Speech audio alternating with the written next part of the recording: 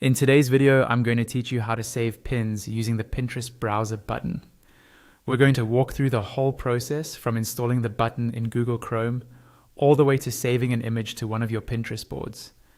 By the end, you'll be able to grab inspiration from almost any website and send it straight to Pinterest with just a couple of clicks.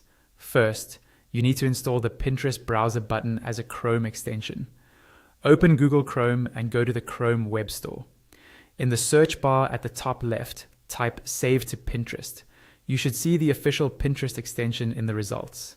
Click on it, then click the button that says Add to Chrome. When a pop-up appears asking you to confirm, choose Add Extension.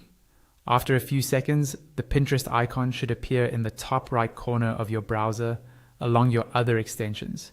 If you don't see it, you might need to click the little puzzle icon and pin it so it's always visible. Once the extension is installed, you're ready to start saving images.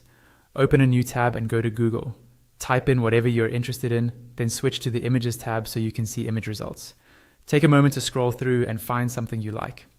This works the same way for most websites, but Google Images is a simple place to practice. When you find an image you'd like to save, click on it so it opens in a larger preview on the right-hand side. This makes sure the extension can clearly pick up the image you want. Now look for the red Pinterest Save button, usually in the top left corner of the image. It will show the Pinterest logo with the word Save next to it. Click that Save button. If you're not already logged into Pinterest, you may be prompted to sign in before you can continue. After you click Save, a small window will appear showing your Pinterest boards. From here, select the board you want to save the image to. You can choose an existing board like Inspiration or Wishlist, or create a new one if you need to organize things differently. Once you click on the board, the image is saved as a pin. And that's it.